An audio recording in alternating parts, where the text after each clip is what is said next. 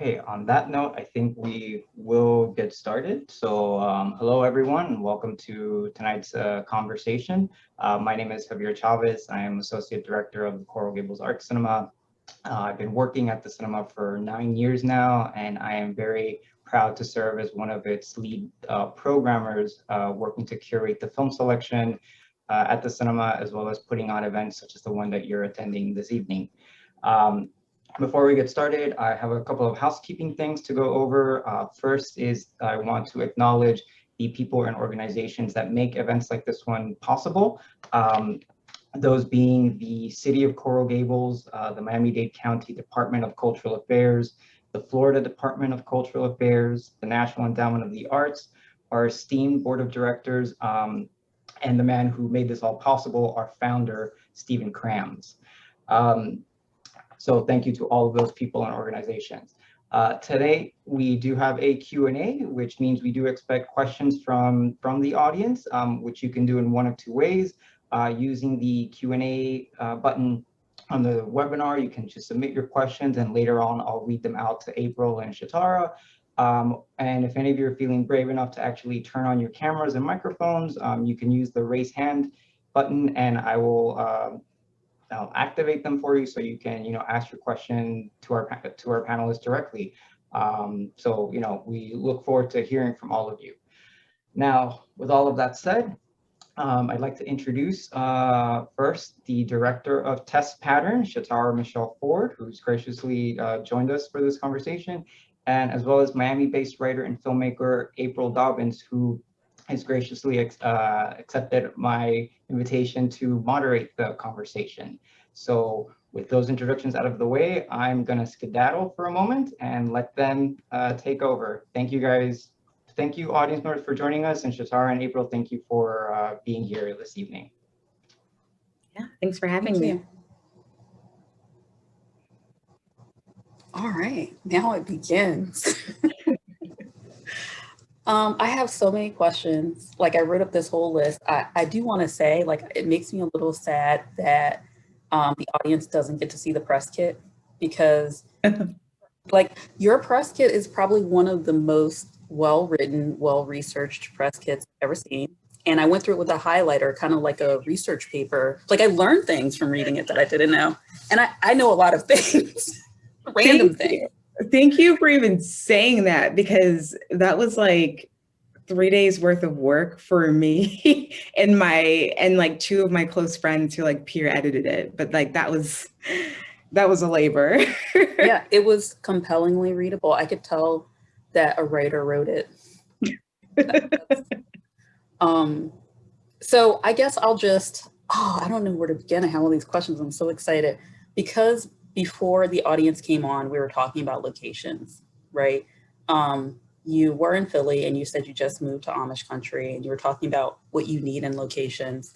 So I would like to know a little bit about, first, you and where you feel like your work is rooted. Mm-hmm. Like, I don't know if you consider yourself a Southern filmmaker. I do, because I was born in the South, but some people. So what does location mean for you in your work, in your practice? That's a really great question. Yeah, I have like, a weird, to be completely honest, is like just not an overview, but I don't know, a way of framing this. I do feel very much like an alienated observer outside of most things in most communities and most people. And I think that's informed by like the complexities of my identity, which are related to my locations. But my parents are first generation middle class people from the rural poor of Arkansas. They both live just outside of Little Rock. So my dad was raised in a town called College Station, which is like seen as a place that's well below the poverty line, had a lot of crime, a lot of drug problems, and was unincorporated outside of Little Rock, but kind of fed into it. My mom lived a bit ways out further from College Station in a town called Wrightsville. Some people might be familiar with that town because there's a movie called Davian that is set in my mom's town. But yeah, she kind of grew up in a much more rural environment where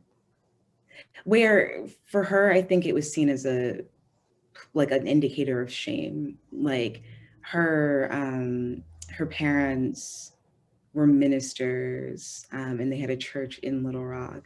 And once my mom was in her 20s, they'd moved to like a more affluent suburb in Little Rock and were doing a bit better. But they were definitely much more aspirational people. And so that's kind of influenced my mom, the decisions that she made for our family with kind of where we ended up in life, like very much like class drivers are my parents. But my dad was the first and only person to go to college, and he went to a school called Harding University, which is in the Bible Belt in a dry county in Arkansas, which is where I was born. And so I lived on a college campus with my dad, who was about 20 at the time. The school, Harding, is a Christian college, and they had really strict rules on cohabitation and all that kind of stuff. And so we lived in married dorms. So I kind of, was a little kid, little baby around all these other like white babies with families that, had someone going to the school, if not both. So yeah, that was like for the first 2 years of my life kind of like formalized. And then my dad decided to move to St. Louis, Missouri to try to walk on to the then St. Louis Cardinals football team, which he did and became a practice squad team member. And that kind of brought us all up to St. Louis. So again, that was like the furthest north that any of my family had gone. Most of my family is like, we're Mississippi Delta people. Like we're either like in Tennessee, if not Tennessee, we're in Arkansas, if not Arkansas, Louisiana, just a little bit of us in Texas, a few of us in kind of like Kansas and Oklahoma, but mainly it's like Arkansas and Louisiana. And yeah, I think, look, my dad did practice squad stuff for a very short period of time. He kind of saw very quickly that he was going to get beat up, not get paid very much, and probably would never really play. The irony being, Kurt Warner was on the practice squad and then ended up, taking the St. Louis Rams to victory, but that's an aside.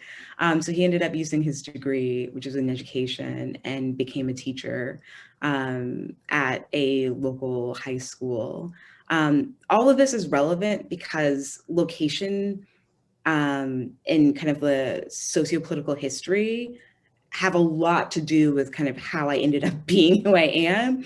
But my dad was kind of plucked out of a job there purely because of what he looked like. He's a dark-skinned Black man with like, big muscles, like he was a football player. And this was 1988 in St. Louis, in the greater suburbs, had yet to integrate their schools racially. Again, I'm going to repeat, that was 1988. Yeah. So, the state of Missouri had avoided it 4 times by then. And this time they were absolutely forced to do it. The school district that plucked him is one of the best public school districts in the country, especially then. And it is incredibly white and incredibly affluent. And they had these Black kids being bussed in from the city, and they didn't know what to do with them, and they were very freaked out by it. And they see this Black man and like, perfect, you can deal with them.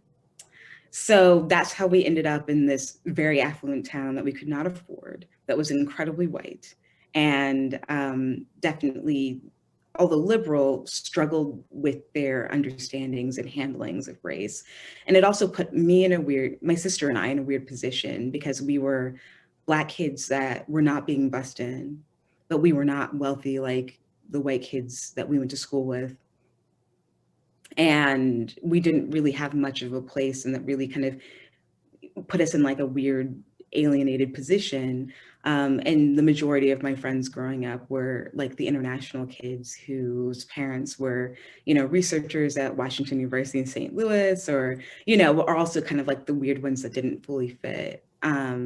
So I spent a lot of time kind of like understanding the intersections of race and class, purely because I wasn't fitting into the categories that the segregated city of St. Louis kind of dictated for me.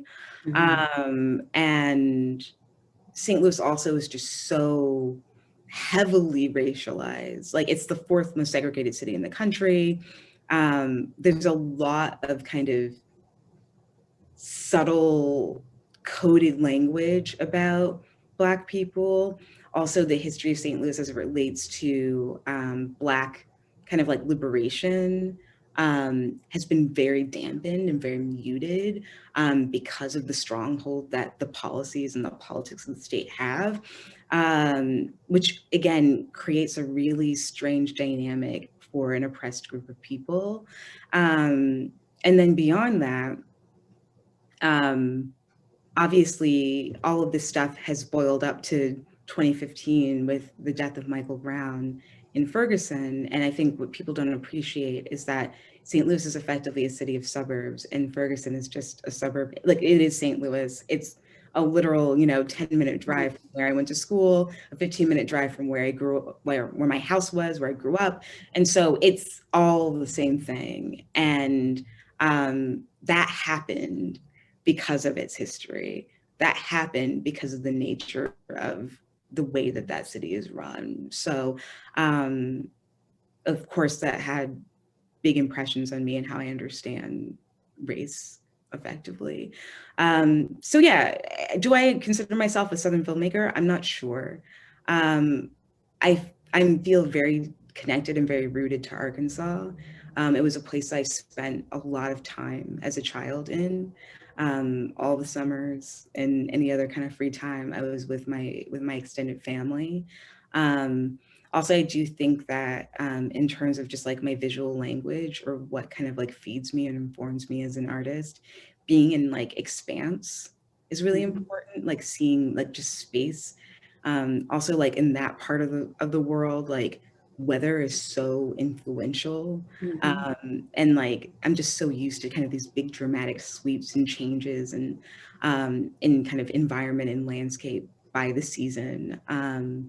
And that's something that's very important to me as an artist, and it's something that I think roots me and like informs some of my work. I think also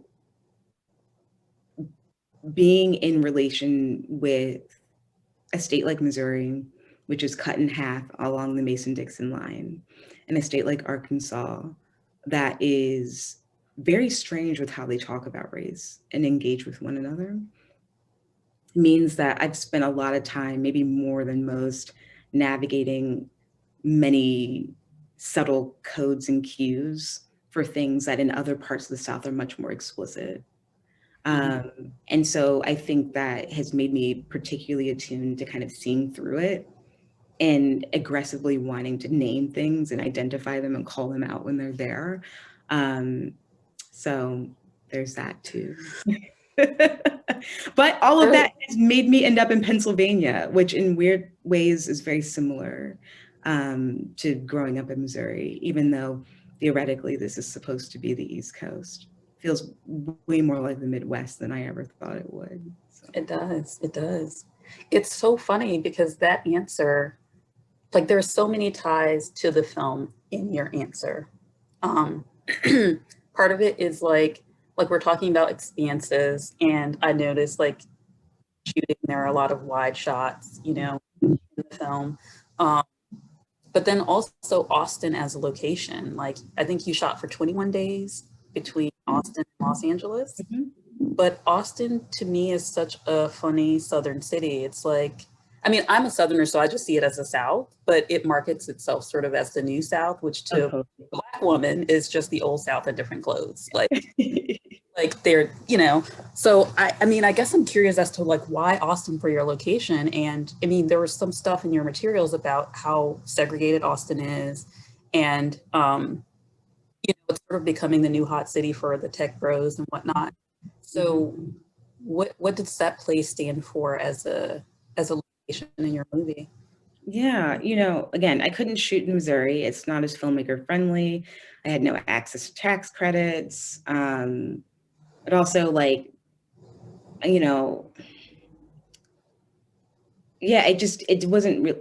When you're making, like, I made this movie completely by myself effectively, right? So like, you know, it was my debt and money that I saved up, and kind of accumulated from friends. And um, I felt like it was really important to mitigate as many other like external risks as possible.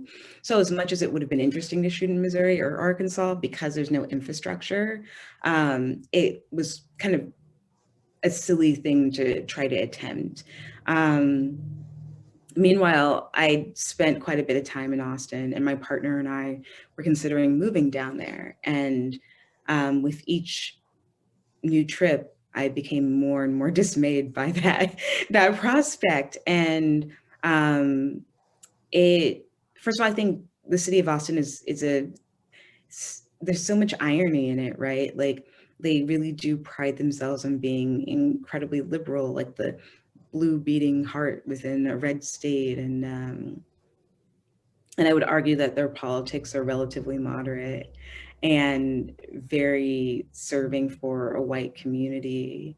And that only increases as it becomes more and more popular with people from the West Coast, with a ton of money, and are also very invested in and like attracted to the libertarian values that Texas inhibits. And so the tech bros love it because there are no rules.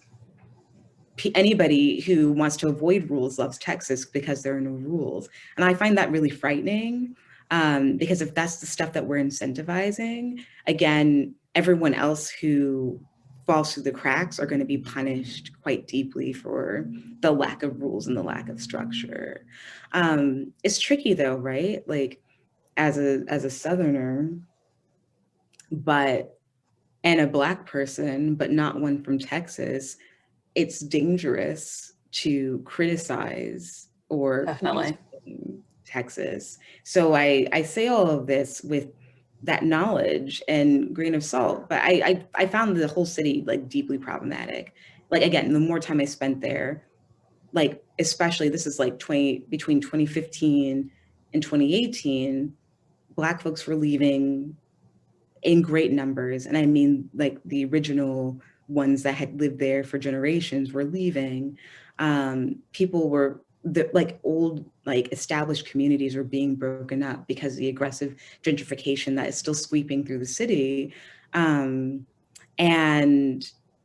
it made me really sad because I was just like, well, all the things that probably made Austin this really cool, weird place at one point is kind of going away for a much more kind of like manufactured and brought to you by South by Southwest kind of culture that attracted tons of people from San Francisco, Seattle, and Los Angeles.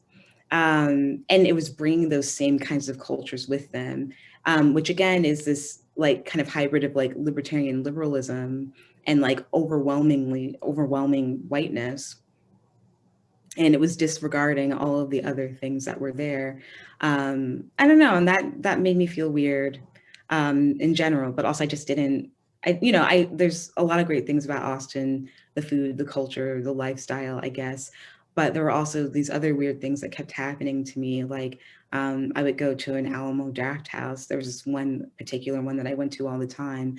And no matter what time of day it was, how many people were in the theater, I was always targeted as somebody who was not supposed to be there. The number of times that like someone tried to like check my ticket to make sure that I didn't sneak in, like it was, and like wild, especially compared to the fact that they never would talk to anyone else that wasn't my skin tone like that. It's just, I caught it.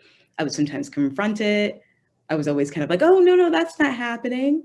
So that was a thing. And I kind of noticed these little again, it reminded me of growing up in Missouri. There's always these little kind of microaggressions that are constantly happening with a smile on their face and confusion when you're being confronted. So I thought, okay, this is similar ripe ground for failures of Black women, right? Like, you know, we see these things happening, we're affected by certain things, and the violence of our experience being negated or being questioned, to the point where we choose not to say things. I was like, perfect. Yes. I'm here. Like, I see this.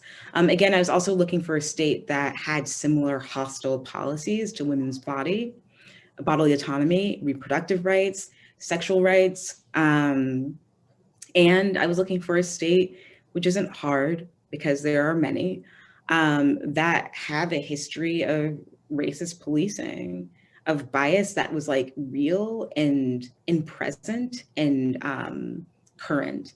So the fact that, like, you know, Sandra Bland never made it to her destination in 2015, driving through Texas, is an informing piece of that. The fact that Bolton John, you know, was shot by his neighbor just a couple years later, again, adds to that.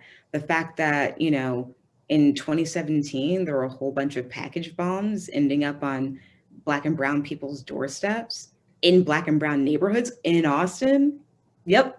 All of that stuff, like, again, is ingredients for and why or how a Black woman could maybe not say something because the conditions are right for her to be questioned or to fear for her own kind of like safety and state of and peace of mind, you know? So that's kind of what was going on there. I think there's so much. I just feel like this conversation could be 10 hours long.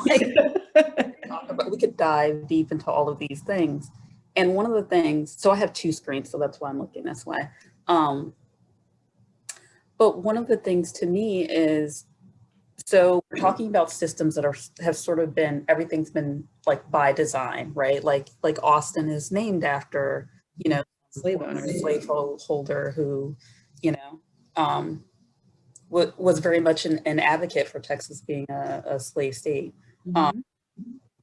But then I want to talk a little bit about like US health system, just health systems in general, and like what that represents for the Black female body or Black women's bodies. Like I think it's interesting that most people don't know that the father of modern gynecology experimented on Black enslaved women without using anesthesia because he felt that Black people didn't feel pain. He was a slaveholder. He also at one point said that it was great to own people because then he could do his experiments whenever he wanted, however he wanted. So he never felt any guilt for that, right? And this is a man who, you know, there's statues. There were maybe like half a dozen statues across the US, one in Philly, South Carolina. I think there's one still in Alabama in front of the Capitol, Central Park. And I guess, you know, it's interesting, like for me, when the whole COVID vaccine thing broke, most of the headlines were just kind of like, Black people don't believe in the vaccine, right? And they sort of like spin these conspiracy theories like there's something wrong with us for doubting, right? And a lot of people will say with, you know, like what was his name? Sims, the father of gynecology. A lot of people will say, well, that was slavery times. Things are very different now. But then I always say, no, the Tuskegee experiments ended in 1972. Some of those people are still alive, right? So it's like, you have the system that sort of like actively works against Black bodies, like in all ways, shapes, forms, has been designed that way.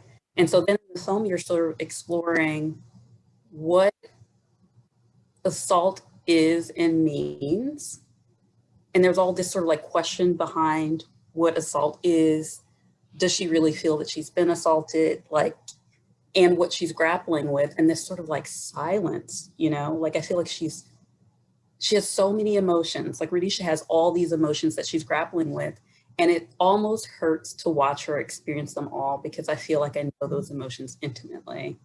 So I guess I just want to know a little bit about your process and like why this particular topic and why now?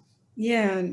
Well, I think the first thing to underline really is, you know, that concept that Sims falsely and terribly kind of brought out, which is that Black people don't experience pain.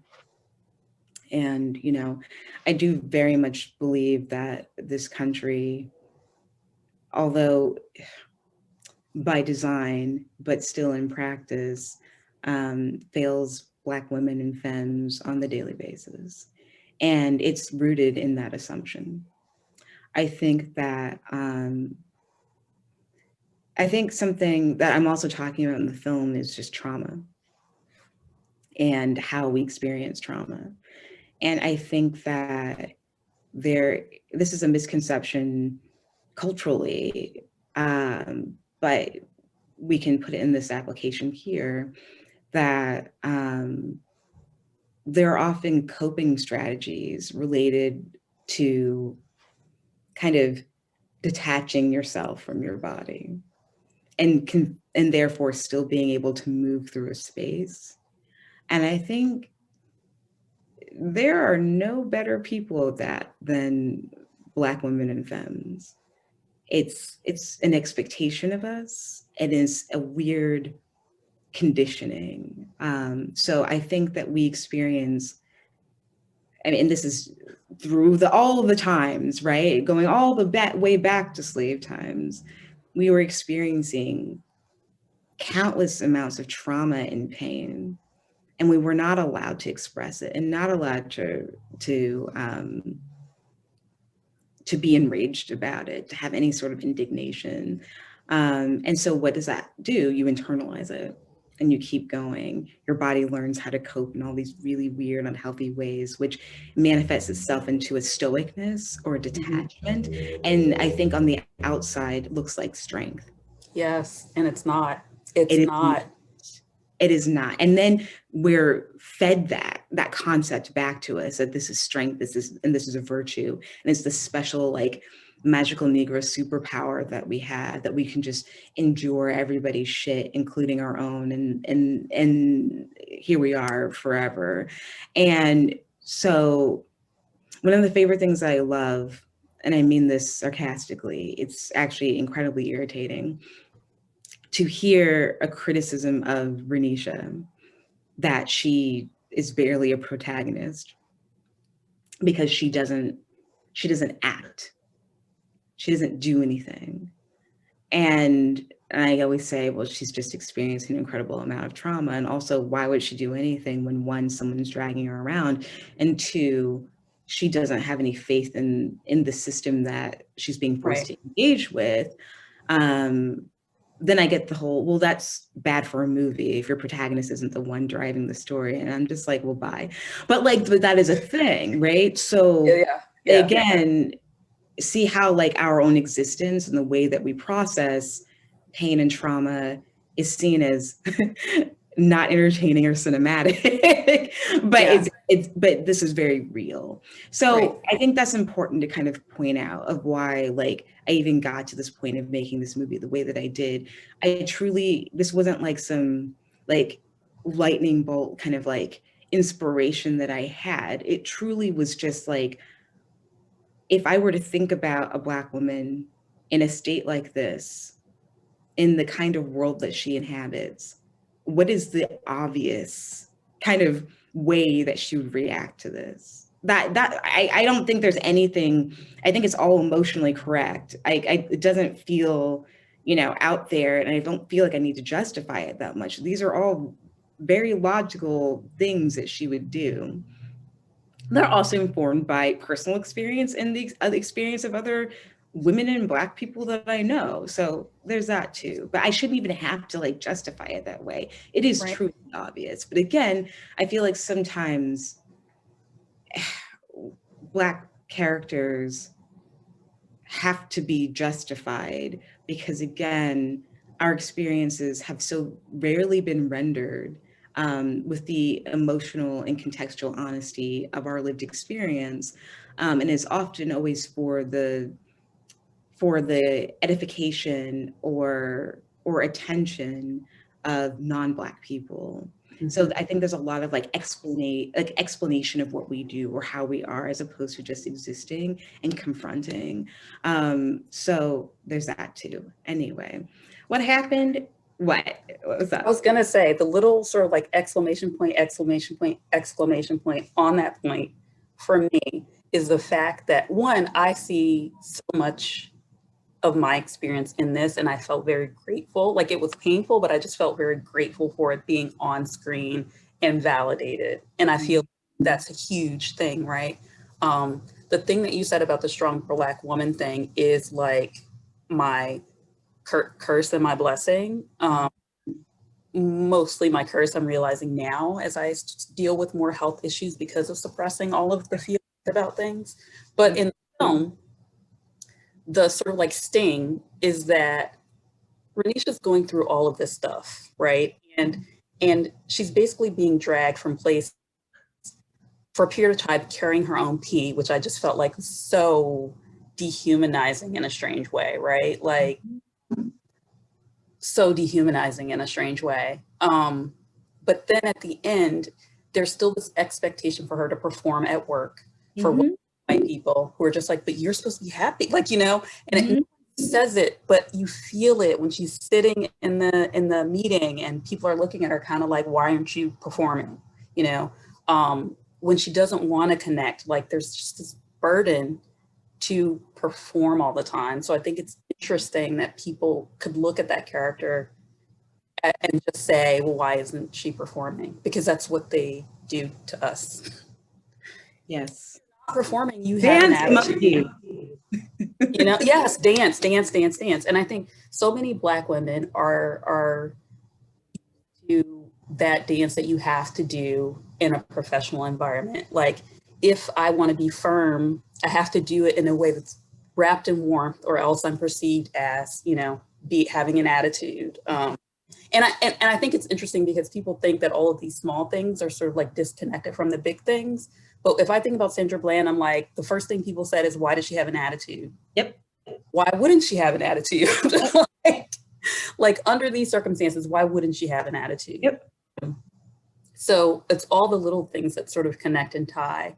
And I think in the creative realm, it's like if you're making films from these like varied, complicated perspectives, people will see, or like maybe we'll at least be able to have more conversations about. There was a line, you have this killer quote in your materials, because Evan killed me. And I know one of the things that you talk about when you talk about the film is that you love getting people's different reactions, and you kind of feel like the film is like a mirror, like you see parts of yourself, but depending on who's watching, you're seeing different things in the characters, right? But you say, even people closest to a victim, even those with the best of intentions, can inadvertently twist the subtlest of knives. And so I feel like we see this in Evan, who is this well-meaning, you know, loving partner, but a lot of the assault and a lot of like Renisha's trauma is sort of becomes about his ego and his pride. You know, like he makes this comment about branding her at some point, which I actually like cringed, like, you know, because you're mine and you belong to me. And then there was a moment that I think, like, and I don't know if this was intentional, but there's a moment where she's waiting for him before this cookout. Right? She's really pissed that he's late, right? And some people would think, well, why is she so pissed about this? And I'm like, she's a Black woman in a white neighborhood standing in the yard. Yep. Like, bingo. First thing for me was like, I wouldn't even get out of the car, right? and so it's like, why is she so angry? And so when you talk about like all the subtleties of the places that you grew up and sort of that being an observer and not really ever fitting in, to me, it was like those little moments, because I'm like, I know why she's mad. And she says, I don't know these people, right? We know what happens in yards and when we're in the wrong neighborhood. Exactly. It's like the swim party, the police officer sitting on the teenager in her bikini, like those things happen in these places. Exactly. So I just love, I love all of the little things that you did. I mean, okay, so let's talk about influences. Mm-hmm. You talk a lot about Hitchcock, right? Mm-hmm. Hitchcock to resurface in your work. I know you directed a video that was sort of like an homage to Vertigo. Mm-hmm. But I also see a little bit of David Lynch here. Of course. Oh, April. Yes. Oh my Yes. God. Ding, Yeah. ding. You know, it's so funny. Like, I made this movie such a long time ago now. And, you know, and I mean, I don't know filmmakers who don't love movies, but like, I just, so it feels weird stating that, but I do really love movies. And what's fun is realizing that there's all this stuff that, you know, we've ingested and it all kind of comes out in little ways, but totally. And so like, I think Lynch is one of those that like in the moment when I was setting up the shot or like thinking about it in the edit, I was aware, but now I've like totally forgotten. So thanks for reminding me. But yes. That whole, like the red light. Yes. I mean, the whole scene, even with the cowboy dancer, yes, the vibe I was going for. Yeah, completely. Yes. So you say that the film has 3 movements. Can you explain, or 3 distinct sort of like, can you explain a little bit what you said, that they're romantic comedy, psychological thriller, this drama.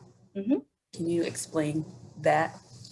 I mean, sure. I feel like that's pretty apparent. Like you feel and see the shifts. But you know, the first 20 minutes, which people either love or hate, is the romantic kind of like, it's the romance, right? It's not even really romantic. There's some silliness and lightness to it, but it's a romance. And we watch that play out. And that's me kind of setting up, you know, the chess pieces, letting y'all know kind of like, this is what, there's a lot of things going on in that, right? Like the first thing I'm doing is trying to give fact. And like, I spent a lot of time at arm's length intentionally. Like I really, and even to this day, like, I think it's pretty clear how I feel about all these things. I was really good about being vague at like 3 years ago, but now I'm just kind of like, this is what it means. But you know, I stay at arm's length because I think it's important for audiences to make their own decisions about things. And also I think that says a lot about where they're at as a person. But I thought there were some important kind of base level things. So thing number 1, without ever seeing the assault, we know that she was assaulted. That is the first piece of information you get. And I give it to you in a way that it's like, hi, this happened, put it in the back of your mind. You'll need it later, but just know that it happened. And I wanted it to be as sobering and clear as possible. Because again, this is me saying, this is not for your entertainment value. This is information. This is just information you need to know. Here it is. Okay, put it away. Then the next thing is I think to be able to have a fair and proper conversation about consent in particular, you should have a baseline and know what that looks like. And so I wanted Evan and Renisha's courtship to be as like to the book on that kind of stuff as possible. So the first time they kind of, you know, hook up and sleep together, again, there are very important, like correct A+ like consent points that are being made all the way through. He asked for permission. He says, "Can I do this?" Several times. Yeah. Several times. So that was important for me to do. Also their courtship. I think there's another thing I'm just trying to say in general about how consent is brokered. I think we tend to forget that consent is an ongoing thing and it should be enthusiastic and that it's constantly negotiated and you can change your mind at any point. It doesn't really matter. You don't need to justify it. And so if you remember, Evan approaches Renisha in a bar. They dance. He asks for a number. The way that he approaches Renisha is not that different to how Mike approaches Renisha. There's a lot of overlaps because again, I'm trying to say these are decision points. And look at the body language and look at how Renisha receives that and look at the coercive kind of environment that this is compared to what was much more free and open, with like the space that Evan gives her, and kind of like the indications of permission that he's searching for. And I would say that Evan's even particularly overly cautious as it comes to kind of reading Renisha and trying to give her space. So again, I wanted those two things to compare, but I wanted that first interaction that we saw to be base level information of what is correct. And then there's other things that set the scene, right? I watch a relationship come together and then I tear it apart. And that's intentional, again, with the fact that like the things that make Evan and Renisha endearing are also the things that will get in their way later. And so, yes, it's really great that Evan is super sweet and slightly insecure and hums and haws about everything, but that is also his fatal flaw, right? This is the dude that like couldn't even work up the courage to like call this girl, and then tried to like pretend like he did not see her going into the grocery store.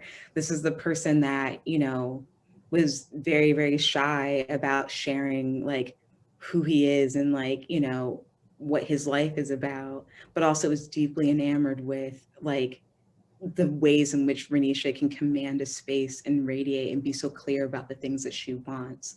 And then even with that, like they're an odd match to some.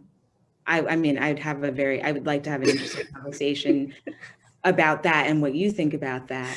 Lord But, have mercy. but I think that the really important like turning point for the two of them is in that restaurant where, you know, Renisha's so used to like policing herself and being vague. Like he's actually invested and interested and corrects her and encourages her to like be herself. He sees her. And I think Renisha isn't very rarely seen. And I think that's the thing that makes her want to engage with him. It makes her want to try this out.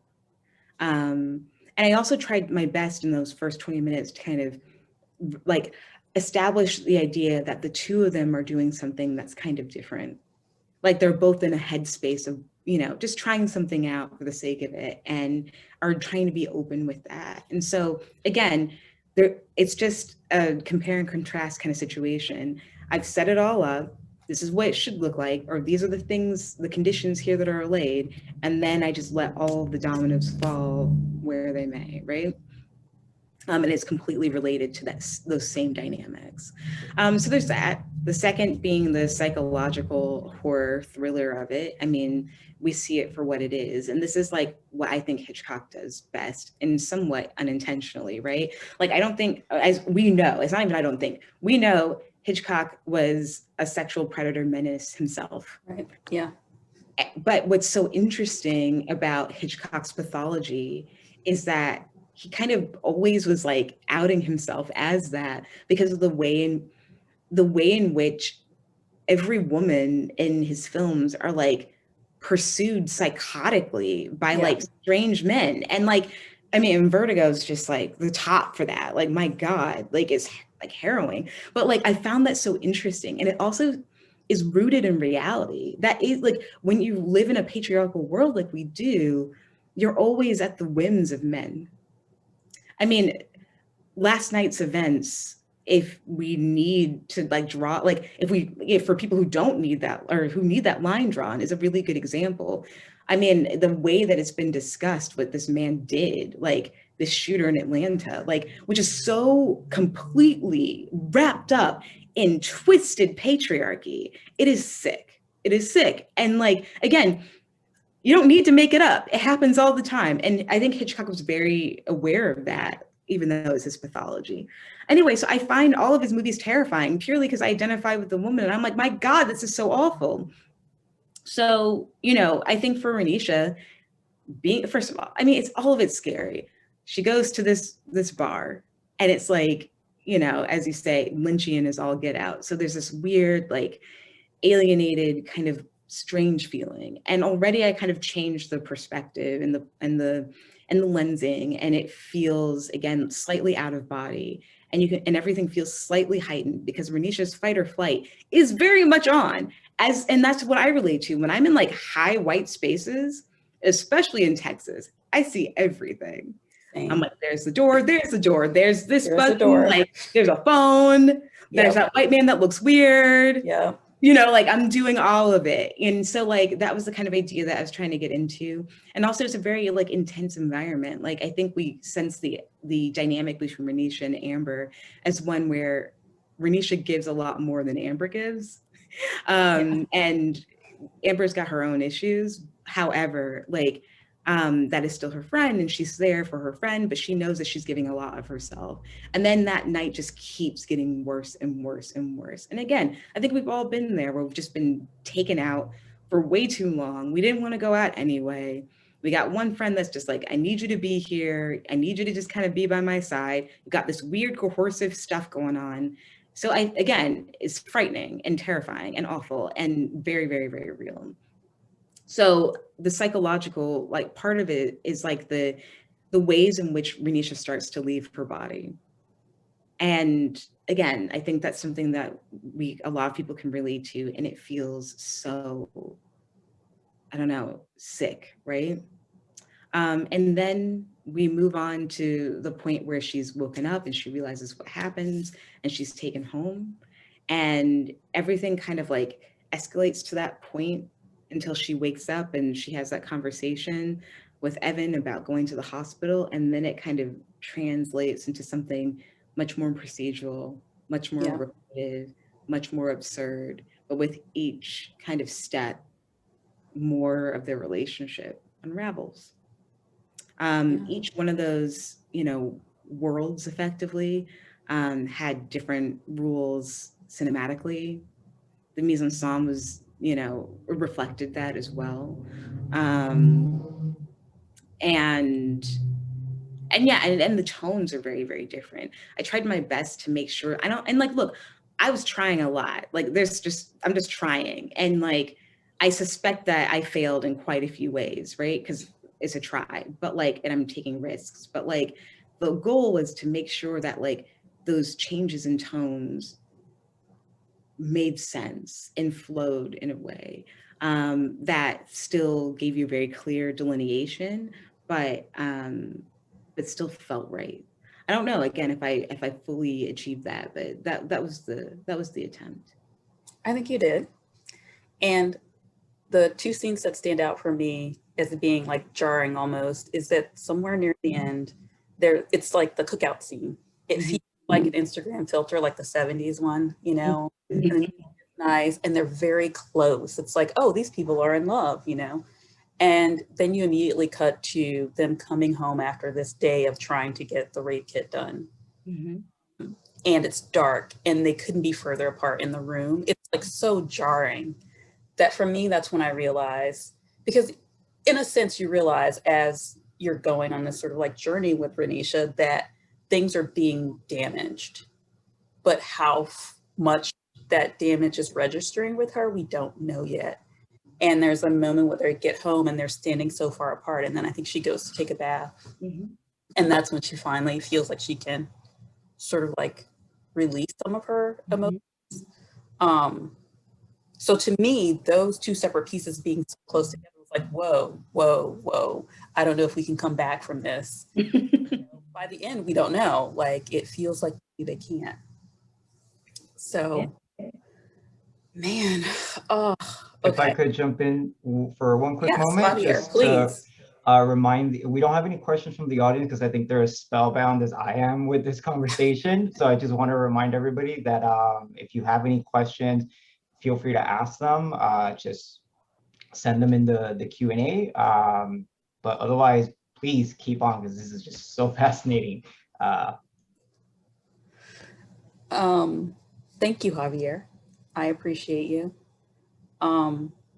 So music, there are all these strings, right? Like cellos, violins, and it feels like, I mean, it's interesting because to me in my mind, I'm like strings, this is sort of like a tangle. It's like a tangle of emotions, like a web, like all of these things.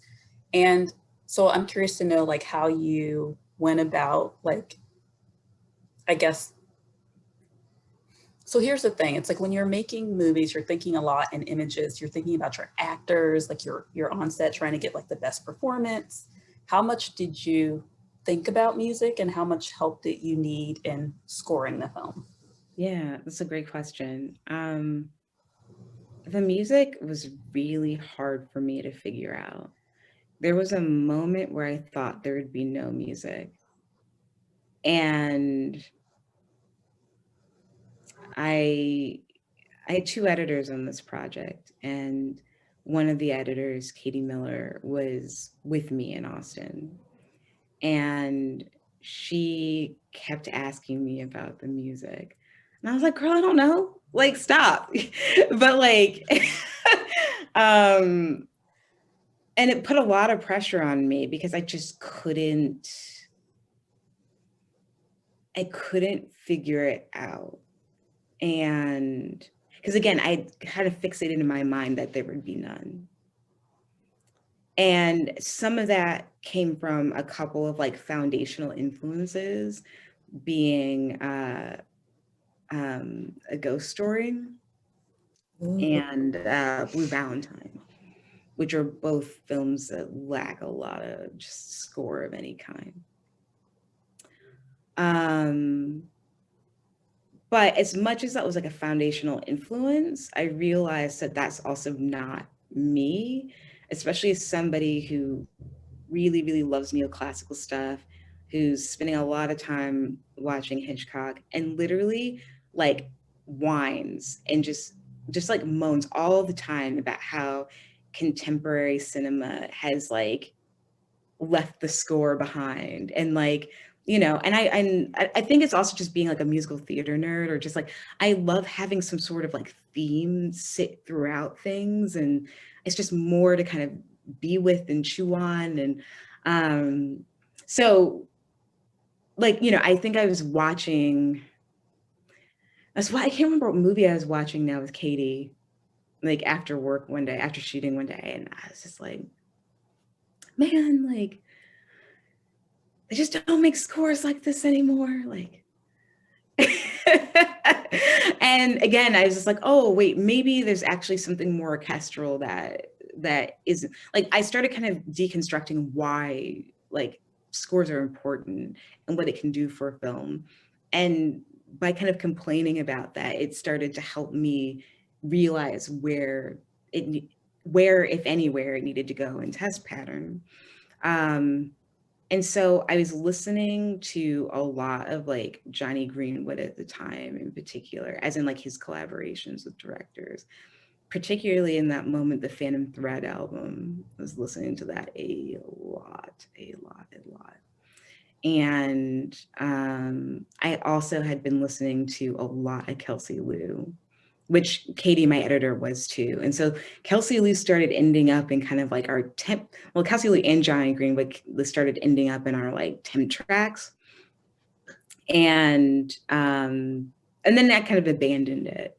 But my composer, Rob Roosley, who is really awesome and really talented, they were introduced to me by a mutual friend.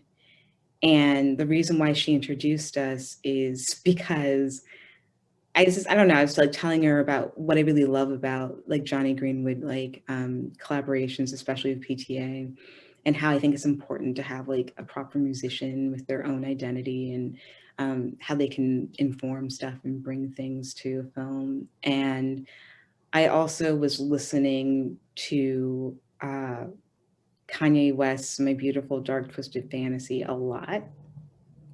And she was like, well, you should just really talk to Rob, because not only did he like write an entire like musical while we were in college or something, they are also a rapper and heavily influenced by Kanye. And what influences is the kind of deconstruction. It's also why I really liked My Beautiful Dark Twisted Fantasy. There's a lot of like information and inputs coming in, but also like stuff is being deconstructed. And she was like, yeah, I think Rob gets this, like you should just talk to them. So yeah, it was just an excellent collaboration. Like they just what I think makes Rob so good is that they had a very like perceptive intellectual response to the script, and they knew what I was up to.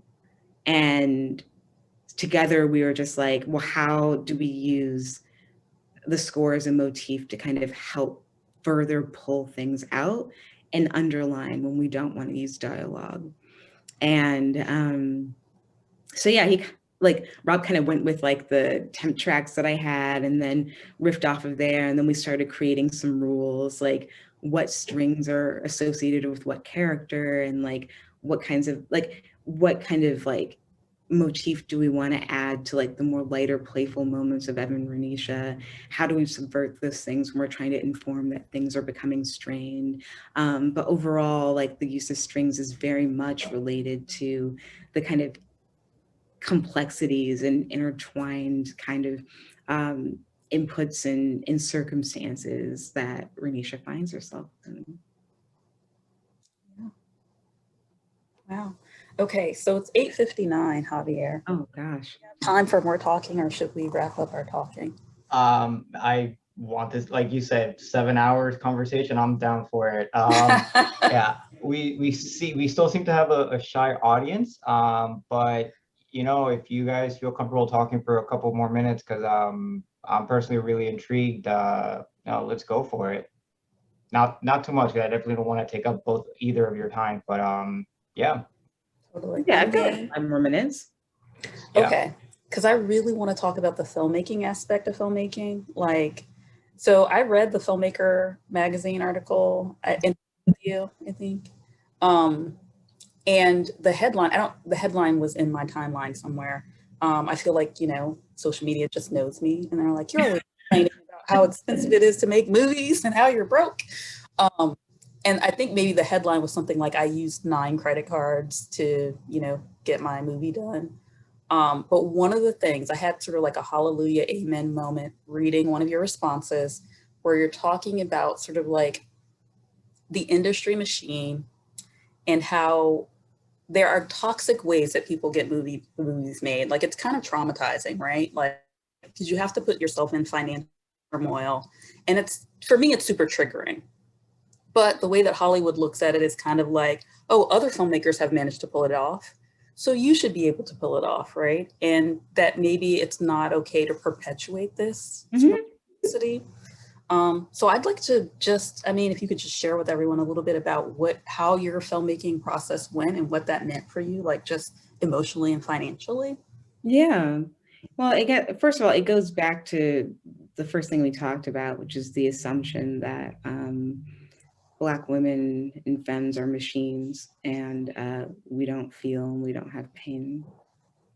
And therefore, how that relates to the way in which films are made in a cis hetero white dominated industry is that, you know, for a lot of these dudes, that's the only thing that they've ever had to sacrifice on or feel any kind of real strain upon, and are being incredibly exploitive as it's happening. Because the thought that you can make a movie for $300, which again is the most absurd thing I've ever heard, means that you're also not paying anyone. Because you can't. Yep. And the thought of asking a whole entire crew to give up their time and their skills for you know, an artistic endeavor, even when it's a collaboration, doesn't feel good, you know, and in that is inherently inequitable. And a lot of my own personal and political work is around like equity, justice.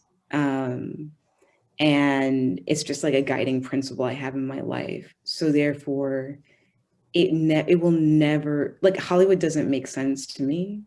And the ways in which they expect us to navigate it is harmful. And so I just have to say all that stuff at the top. what that looks like in practice is that if you ever want marginalized folks to be a part of Hollywood, you have to throw out the old handbook that was exploitive, and no one's interested in doing that. Therefore, and it's not even interested. I don't even think they've made the connections, you know? And some of that is the fault of marginalized people who've decided to play the game and also have an incredible amount of privilege. And so they perpetuate that identity and that culture. And again, I'm not having it. So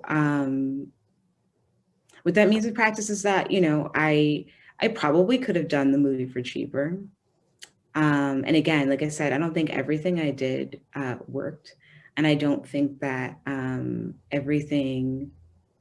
I don't think the movie is as slick and beautiful as it could have been if I had, you know, more money.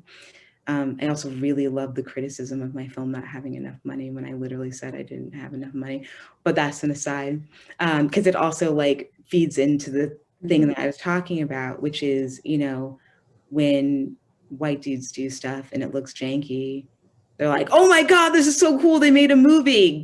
Give them Aquaman. It's lo-fi. This is great. Yeah, this is great. Yeah. You know, the special effects are jacked up, but wow, what moxie. So we're gonna let them do Jurassic Park. So, you know, I can't. And also they criticize it. And the evidence is that even on a film like mine, where I'm very honest about all that stuff, I still get criticized for not having enough money, and it's really weird. And it does affect opportunities, because also if you do it well, they expect you to keep not having money. And the only people who suffer, again, are the marginalized people. Because if I graduate from a $2 movie to a $7 movie, I'm still not paying people. I'm still not getting people fed. I'm still not giving people all of the best like tools to do their job properly. And I'm absolutely hurting myself too. I can't do my job properly. So that's a strain, right? However, I know great filmmakers who are also people of color who've worked with very little resources and make really brilliant things. And so that's not like a criticism or a knock. It's just like in terms of like my own personal ambition and the types of things that I want to do and the scope. Also purely on an equity level, like if you want to give somebody a real salary and real resources, this is the only way.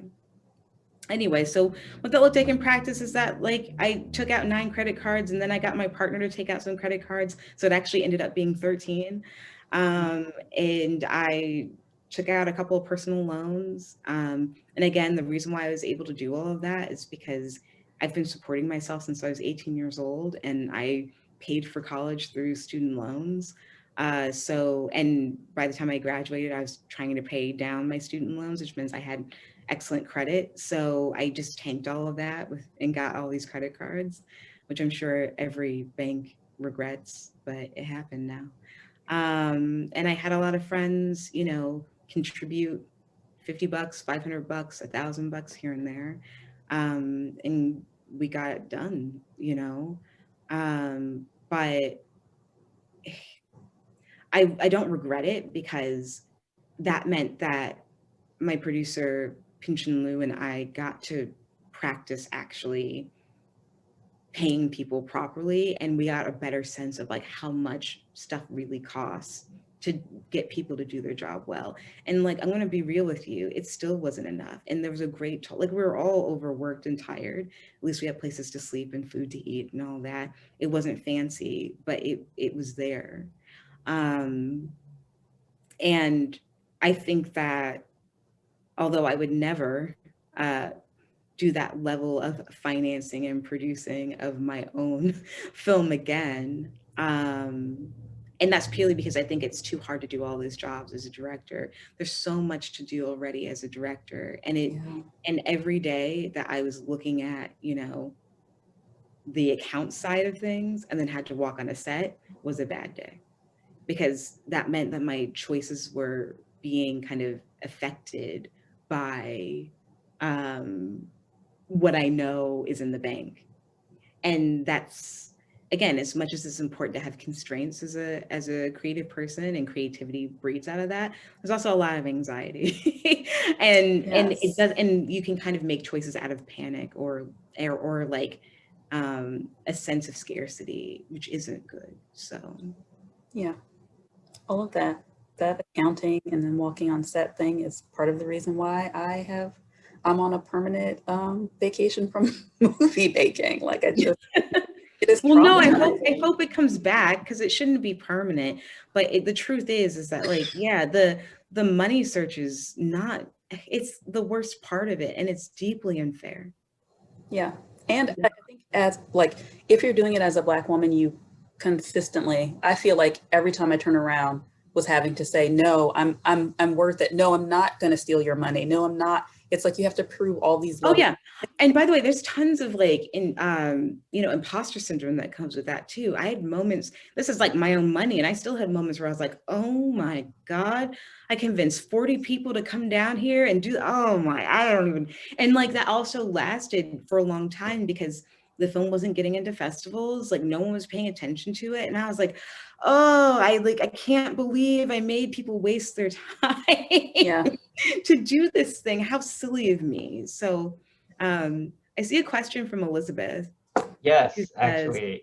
Oh, you can read it. I just want to chime in. Elizabeth De Dios, who's asking a question, she's actually our operations manager, and I'm really happy she could join us for the conversation. And she wanted to know if there was ever a version of the script in which Renisha's partner was a different gender or a fellow POC. The answer is no.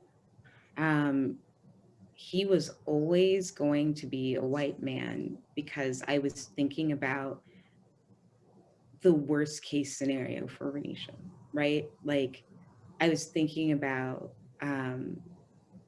again, like what I'm really interested in as a filmmaker is how like systems impact marginalized people, and how those clashes and those strains actually kind of like break relationships or create like more trauma or stress around relationships. And I thought and also, just reflecting on like, a realization that it seems many white people were having over the last 4 years, which is that we live in multiple Americas. I wanted to really kind of like heighten that idea by having a white man. So the embodied person that this country was centered around and designed for be the foil for someone who is all the way on the other way, like completely not considered. And like, but that is, tension in itself. So I was very, very curious to examine that. For any other kind of, demographic makeup, the movie would have been different. And like, just like applying that to kind of like Kimberly Crenshaw's, theory of intersectionality, it has to be, there's so many, and like, so as much as all that stuff is interesting, that is a very complex movie. Already this movie is complex. Like I kind of like, I needed some sort of like baseline to kind of keep bouncing things off of, as opposed to adding more. So. Awesome. I think on that note, it might be good to wrap up the conversation tonight. Let me get myself back on here. So first, I want to thank our audience for attending the conversation tonight. Thank you so much. And Shatara, thank you so much for sharing your time with us and for this wonderful movie. Congratulations on getting picked up by Kino Lorber for it, and we wish you a lot of luck on your next project. Which, if I may, do you have something in mind yet? No, I wish I did. I mean, at this point, I'm just kind of trying to get my bearings and figure out what should be next. You finished the film. You finished the film pre-pandemic, of course, right? I did. Yeah. No, the film is like almost 3 years old. So. Right. Yeah. Yeah. Well, we're looking forward to what you have next. So Yeah, and April, thank you so much for moderating this. You were great, and thank you for sharing your time as well. Any final words from either of you to the audience? No, just I thank you love so much this. for- I just said I love this. That's all. That's all. I mean, this is like this is great. So It was really fun. Thank you so much. And thanks everybody for coming and asking good questions. Yeah, thank you. And just so everybody knows, please tell your friends to watch the film. Tomorrow is the last day for its in-theater run, but we are playing it virtually starting on Friday. So there's plenty of opportunity to tell your friends to watch the film. So we hope that you do. And everybody have a wonderful night. You too. Bye. Bye. bye, everybody.